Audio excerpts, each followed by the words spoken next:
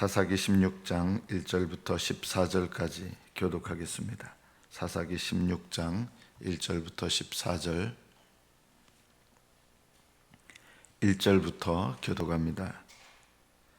삼손이 가사에 가서 거기서 한 기생을 보고 그에게로 들어갔더니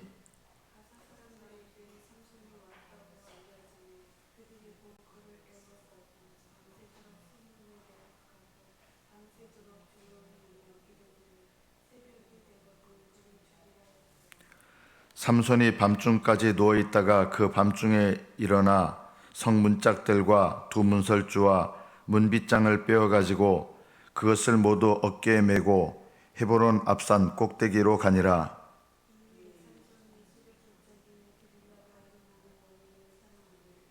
블레셋 사람의 방백들이 그 여인에게로 올라가서 그에게 이르되 삼손을 꾀어서 무엇으로 말미암아 그 큰 힘이 생기는지 그리고 우리가 어떻게 하면 능히 그를 결박하여 굴복하게 할 수 있을는지 알아보라. 그리하면 우리가 각각 은 1,100개씩을 내게 주리라 하니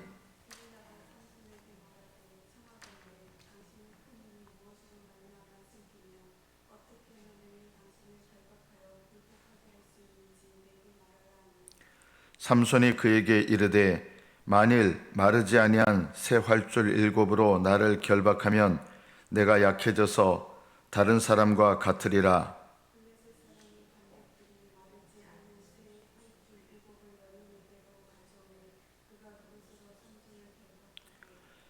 이미 사람을 방 안에 매복시켰으므로 삼손에게 말하되 삼손이여 블레셋 사람들이 당신에게 들이닥쳤느니라 하니 삼손이 그 줄들을 끊기를 불탄 삼시를 끊음같이 하였고 그의 힘의 근원은 알아내지 못하니라.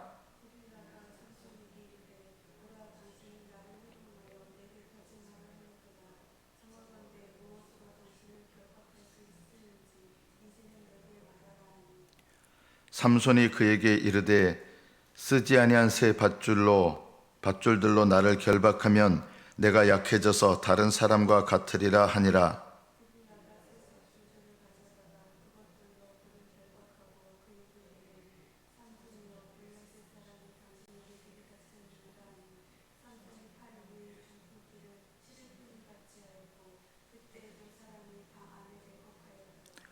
들릴라가 삼손에게 이르되 당신이 이때까지 나를 희롱하여 내게 거짓말을 하였도다. 내가 무엇으로 당신을 결박할 수 있을는지 내게 말하라니 삼손이 그에게 이르되 그대가 만일 나의 머리털 7가닥을 배틀의 날실에 섞어 짜면 되리라 하는지라.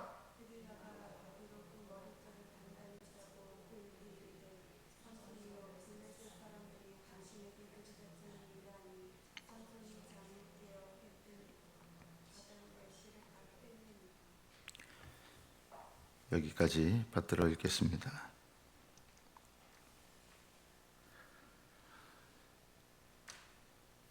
삼손은 나귀의 턱뼈로 블레셋 사람 1,000명을 죽이게 됩니다.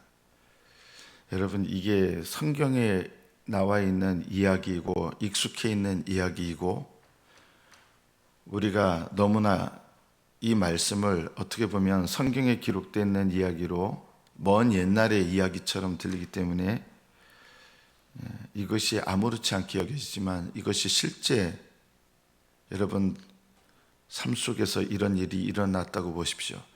보통은요, 사람이 아무리 강해도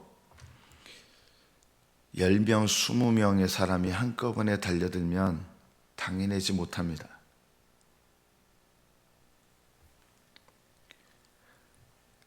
우리나라에서 싸움을 제일 잘하는 사람 하면 제일 먼저 떠오르는 사람이 누구냐면 그 시라손이라고 하는 사람이죠. 그 사람도 결국은 여러 사람이 한꺼번에 달려드는 거 당해내지 못한 거예요. 그래서 결국은 주먹 세계를 마칠 수밖에 없는 그런 큰 중상을 입게 되고 소위 주먹계를 떠납니다. 한 사람이 아무리 대단해도 40명, 50명을 능히 이기기는 어렵습니다. 그런데 1,000명을 계속해서 나귀의 턱뼈로 물리치고 죽입니다. 이게 얼마나 대단한 일입니까? 하나님께서 큰 능력으로 함께 하신 거죠. 이 이후에 삼손의 모습은 어떤 모습이냐? 자만심에 빠졌습니다.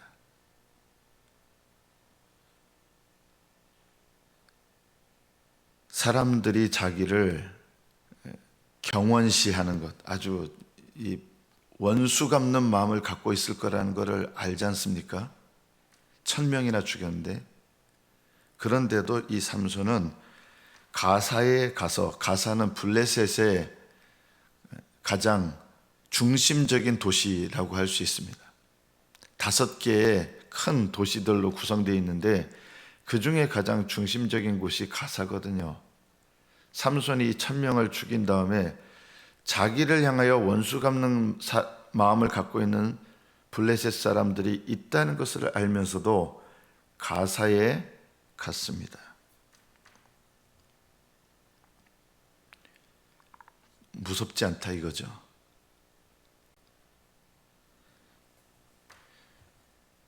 하나님께서 큰 일을 우리에게 행하셨을 때 사실은 어떤 면에서 보면 영적으로 더 큰 시험이 옵니다. 우리가 맞닥뜨려야 되는 시험은 하나님께 의지하고 기도하면서 이겨낼 수 있는데, 우리를 교만하게 만드는 시험이야말로 우리를 넘어지게 만드는 시험입니다. 그래서 어떤 면에서 보면 고난과 환난의 시험 가운데서 넘어지기보다 유혹과 그리고 은밀하게 나를 교만하게 해서 그 유혹에 넘어지게 하는 이 시험이 어떻게 보면 더 어렵습니다. 삼손은 1000명을 죽인 이후에 자만심에 빠지게 돼서 유혹에 넘어지는, 유혹에 쉽게 굴복당하는 시험에 들어가게 됩니다. 그 시험이 이전 것과도 연관이 되지만 가사에 가서 한 기생을 보고 그에게로 들어가게 됩니다. 이 기생이라는 말은 원문대로 하면 여관집 주인입니다. 자기가 머무는 곳에 여관집 여주인과 동침을 한 것입니다.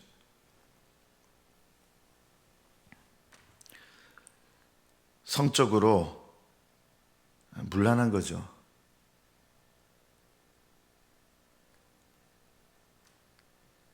우리는 이런 의문을 품을 수 있습니다. 이렇게 성적으로 문란한데 하나님의 능력은, 성령께로부터 온 하나님의 능력은 여전히 있다는 것입니다. 이것이 우리에게 두려운 마음을 일깨워야 됩니다. 이것이 두려운 것입니다. 하나님께서 성령을 통해서 역사하시는 크게 2가지가 있는데, 우리 안에 거하시면서 거룩하게 하시는 성령의 역사가 있고, 우리에게 임하셔서, 우리 위에 임하셔서 능력으로 역사하시는 성령의 역사가 있는 거예요. 중요한 것은 우리 안에 거룩하게 하시는, 거룩함을 이루어 가시는 성령의 역사가 없어지거나 점점 줄어들 때 성령님이 근심하시지만, 그럼에도 불구하고 우리 위에 임하시는, 능력을 주시는 성령의 역사는 그대로일 수가 있다는 것입니다. 삼손이 그와 같았습니다. 삼손은 거룩함의 관점으로 본다 그러면 문란한 삶을 살았어요. 거룩함에서 점점 멀어지고 있었습니다. 그런데도 하나님의 능력은 여전히 머물러 있는 거예요. 이게 왜 위험하냐? 왜 그러면 이렇게 거룩함에서 점점 멀어지는데 성령을 따라 살지 않는데 성령의 능력은 있는가? 그것을 우리가 기억할 필요가 있습니다. 성령께서 어떤 사람에게 능력을 주시는 이유는 그 사람을 위해서 주시는 것이 아니기 때문입니다. 하나님께서 성령의 능력을 주시는 이유는 그 사람을 위해서 준 게 아니라 그 사역을 감당하는 다른 사람들을 위해서 주신 거기 때문에 능력을 걷어가시지 않는 겁니다. 이것이 두려운 것입니다. 그래서 전혀 거룩하지 않은데 직분은 그대로 있고 은사는 그대로 있고 능력은 그대로 있을 수가 있는 것입니다. 사람들이 이것 때문에 내가 하나님 앞에 거룩함을 이루어가지 못하는 일, 거룩함에서 멀어지는 일에 대해서 두려워하지 않습니다. 그러나 이것이 자기를 망하게 하는 길입니다. 하나님의 은사와 부르심에는 후회하심이 없다 그랬습니다. 은사를 주시면 그 사람이 망하기까지는 그 은사를 걷어가시는 일이 거의 없습니다. 그래서 직분을 받는다고 해서 하나님께서 그 사람을 구원하시는 보증이 아닙니다. 능력이 나타난다고 해서 하나님이 그 사람을 구원하신다는 보증은 결코 아닙니다.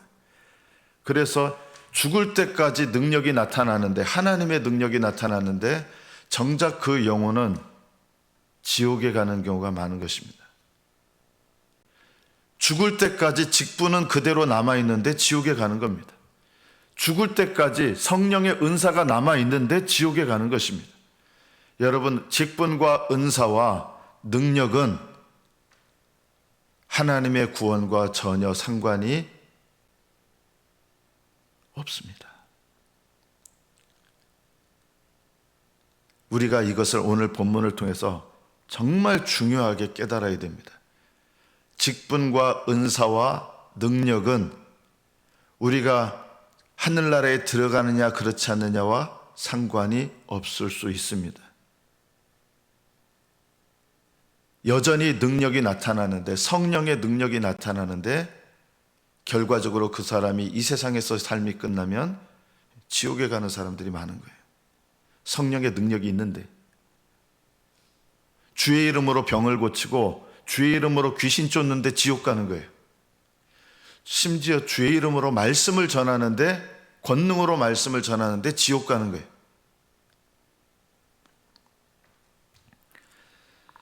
하나님께서 삼손을 사랑하신 증거는 결국은 삼손으로 하여금 회개의 기회를 주시는 거예요. 이렇게 성적으로 문란한 삶을 사는데 하나님께서 삼손을 사랑하시는 건 그냥 내버려 두시는 것은 사랑이 아니에요. 삼손에게 회개의 기회를 주셨는데 어떻게 기회를 주셨습니까? 두 눈이 뽑히고 머리털 잘리고 두 눈 뽑히고 평생 연자맷돌 돌리면서 이런 징계를 받은 거예요. 이게 하나님이 삼손을 사랑하시는 거예요.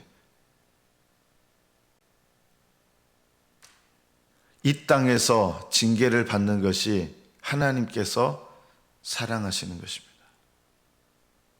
어떻게 하나님께 징계를 받아서 회개의 기회를 얻게 됩니까? 결국 삼손은요, 이렇게 문란한 삶을 살았던 삶에 대해서 회개하게 되는데 두 눈이 뽑힌 다음에, 그리고 완전히 비참해져서 하나님이 다시 눈이 돌아오게 하시지 않았어요. 여러분, 하나님께서 눈이 뽑힌 다음에 무슨 새 눈을 넣어주시거나 그렇지 않았어요. 삼손은 죽을 때까지 두 눈이 뽑힌 상태였고요. 그리고 그 삶의 결과를 맞이하면서 죽으면서 쓰임받았지만 하나님께서 삼손을 회개케 하시는 이 일을 어떻게 경험하느냐? 너무나 쓰디쓰게 경험했습니다. 그러나 그래도 그게 복입니다. 삼손은 두 눈이 뽑히지 않았으면 어떻게 됐을까요? 그 영혼은 회개하지 못하고 불쌍한 사람이 됐을 겁니다. 여러분, 직분에 속지 마십시오.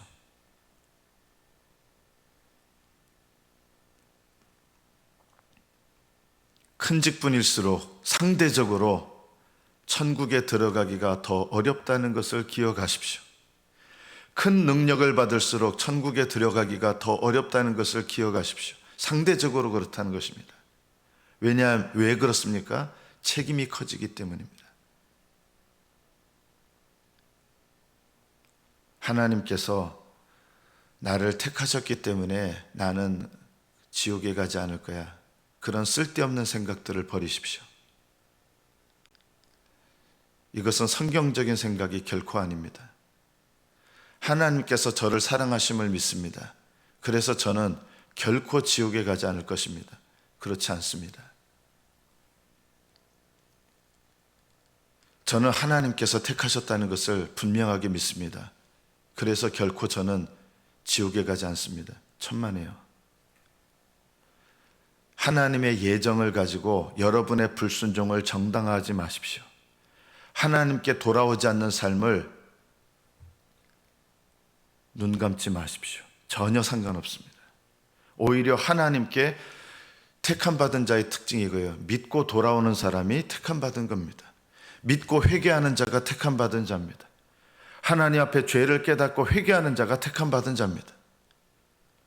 내가 택함받았는지 택함받았는지 아닌지 어떻게 합니까? 그것은 간단합니다. 하나님께 믿고 예수님을 의지하는 사람은 택함받은 자고, 죄를 깨닫고 회개하고 돌아오는 사람은 택함받은 자입니다. 저는 그래서 죄를 깨닫지 못하고 여전히 죄 가운데 거하는 사람은 잠정적으로는 택함받은 증거가 없는 사람입니다. 많은 사람들이 저는 구원받은 게 확실하기 때문에 결코 지옥에 가지 않습니다. 저는 택함받은 자인 줄 믿습니다. 여러분, 그 믿음 가지고 지옥 가는 거예요. 그건 믿음이 아니에요. 믿음은 예수님을 믿는 것이고 주님께 돌아오는 것이 믿음입니다. 하나님께서 회개의 기회를 주시면 깨닫고 돌아오는 게 믿음이지, 나는 택하심을 받았기 때문에 전 결코 지옥에 안 갑니다. 그건 믿음이 아니라 믿음을 거절하는 것입니다. 삼손은 여전히 깨닫지 못합니다. 한 기생을 보고 들어갔는데 밤중에 일어나서 이제 문설주와 문빗장을 빼가지고 이제 죽이려고 그랬는데 아마 누가 몰래 알려준 것 같아요. 그래서 문짝들을 다 빼고 하니까 아예 문들 빼가지고 메고 가니까 그걸 어떻게 됩니까? 어떻게 보면 하나님께서 죽을 수 있는 기회였는데 하나님께서 불쌍히 여기셔서 죽을 수 있는 이 절대절명에 아무리 힘이 세도 잠자고 있는데 죽이면 어떻게 합니까? 이건 방법이 없죠. 하나님께서 죽을 수 있는 상황에서 연장시켜 주셨거든요. 그런데 못 깨달아요. 여전히 삼손은 못 깨닫고, 이후에 삼손이 소래골짜기에 들릴라라 이름하는 여인을 사랑하였다. 이방 여인인데 이방 여인을 사랑한 거예요. 하나님 앞에 여전히 못 깨닫는 거예요. 하나님께서 기회를 주시는 거예요. 깨달을 수 있는 기회를 주시는데 못 깨닫잖아요. 깨달을 수 있는 기회를 주시는데 못 깨달으면 그 다음에는 어떻게 깨닫는 기회를 주신지 아십니까? 징계를 통해서, 그 사람이 깨달을 수밖에 없는 징계를 통해서 주시는 거예요. 이 들릴라라는 여인을 또 사랑하는 거예요. 이 여인 때문에 결국은 삼손은 두 눈이 뽑히고 머리털이 완전히 잘리고, 머리털이 잘렸다는 건 뭐예요, 여러분? 나시린은 머리털을 자르면 안 되잖아요. 나시린의 사명을 받은 사람이 머리털을 잘린 거예요. 그래서 사명도 잃어버리고 능력도 잃어버리고, 사명과 능력을 잃어버렸을 뿐만 아니라 두 눈이 뽑히고 평생 노예 생활하는 비참한 조롱과 온갖 수치를 다 받는, 사람들이 끊임없이 비웃고 조롱하고, 모든 사람들이 이방인뿐만 아니라 이스라엘 사람들조차 조롱하고 비웃는 그런 위치로 전락되게, 이게 징계예요. 이 징계가 왜 임했는지 아십니까? 이 땅에 살았을 때 이게 바로 마지막 하나님께서 삼손에게 회개의 기회를 주시는 거예요. 하나님께서 여러분에게 깨닫는 기회를 주신 것이 분명히 있었을 거예요. 여러분이 누군가에게 불평할 일들, 여러분 돌아보시면요, 그게 나를 돌아보는 하나님의 기회의 때라는 것을 아셔야 돼요. 여러분 주변 사람들 통해서, 심지어 교회를 통해서도요, 우리 교회 역사도 여러분 분별할 줄 아셔야 돼요. 교회 역사를 보시면서 불평하실 게 아니에요. 하나님은 모든 일들을 통해서 나에게 말씀하시는 게 분명히 있거든요. 그게 뭘 말씀하시는 거예요? 깨닫고 회개할 기회를 주시는 것이다. 다른 사람의 죄 때문에 내가 어떤 어려움을 겪어요? 깨닫고 회개하시는 기회를 주시는 거예요. 여러분 가족 때문에 내가 어려움을 겪어요. 내가 당한 게 아닌데 그게 뭔지 아세요? 기회를 주시는 거예요. 때로는 여러분 가족들 때문에 힘들고 물질 때문에 힘들고 육체 질병 때문에 힘들어서 깨닫는 기회를 주시는 거예요. 자, 그게 끝이냐? 아니에요. 하나님께서는 우리의 삶 속에 이렇게 깨닫는 기회를 분명히 주시는데, 이 깨닫는 기회를 더 이상 주시지 않는 거는요, 정말 무서운 거예요. 하나님께서 삼손을 버리시지 않았다는 증거가 뭔지 아십니까? 두 눈이 뽑히게 내버려 두신 거예요. 머리털 잘리게 내버려 두신 거예요. 수치와 고난, 온갖 조롱과 비난을 받게 하신 거예요. 이게 삼손을 하나님께서 회개케 하시는 마지막 기회를 주신 것이다. 이런 기회가 없이 삼손이 하나님께 순종할 수 있었습니다. 그러나 자기가 불순종의 길을 택하고 계속 이 음란의 죄에 빠지면서 하나님 능력이 나타나니까 모르는 거예요, 삼손이요.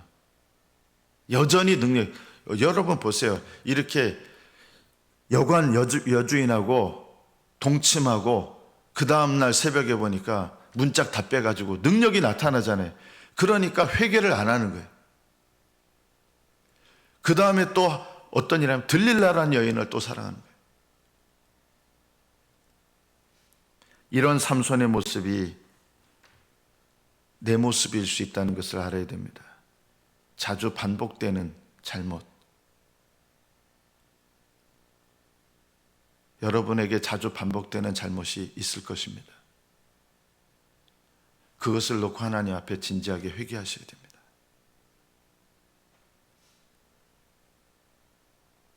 다른 사람들, 내 가까운 사람들 통해서 나에게 경고하고 때로는 어려움을 통해서 나에게 하나님께서 경고하셔서 기회를 주시는 겁니다.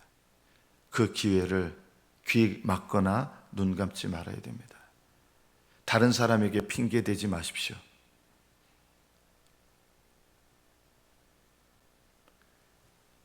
가족들 핑계 대지 마시고, 교회에서는 목사님 핑계 대실 거 없습니다. 신앙생활은 하나님 앞에 모든 사람이 다 타락해도 엘리야처럼 하나님 앞에 믿음을 지킬 수 있는 것입니다. 신앙생활은 어느 누군가에게 떠넘기는 것이 아닙니다. 항상 하나님 앞에 내 믿음을 지키는 나의 책임을 감당하는 것입니다. 말씀을 맺습니다. 하나님께서 여러분에게 주신 능력 나타난다 해도 오해하지 마십시오. 하나님께서 여러분에게 어떤 직분 주셨다, 그것 때문에 더욱더 두려워할 줄 알아야 됩니다. 하나님께서 여러분에게 어떤 은사를 주셨습니다. 그러면 그 은사 때문에 오해하지 마십시오. 그 은사와 능력이 나타난다고 오해하지 마십시오. 오히려 철저하게 더 나를 돌아보고 깨닫고 회개해야 됩니다. 이것이 오늘 이 삼손의 이야기를 통해서 우리에게 말씀하시는 것입니다. 그렇지 않으면 내가 이전에 하나님께서 깨닫게 하셨던, 나를 깨닫게 하셔서 돌이키게 하셨던 그 일들보다 더 극심한 일이 나에게 올 수 있습니다. 나를 사랑하신다면. 그러기 전에 하나님 앞에 깨닫고 돌이키는 것이 지혜요 믿음입니다. 삼손처럼 두 눈이 다 뽑히고 비참하게 되고 온갖 세상의 조롱과 멸시와 모든 비웃음을 다 받고 모든 소망이 다 끊어지고, 그렇게 되기 전에, 그래도 그렇게라도 돼서 깨달으면 그거는 감사한 일입니다. 그렇게 되기 전에 하나님께서 나에게 깨닫는 신호를 주실 때 다른 사람에게 핑계치 아니하고 하나님 앞에 내 믿음을 돌아보면서 주님께로 돌아가시는 저와 여러분이 되시기를 축복합니다. 기도하겠습니다.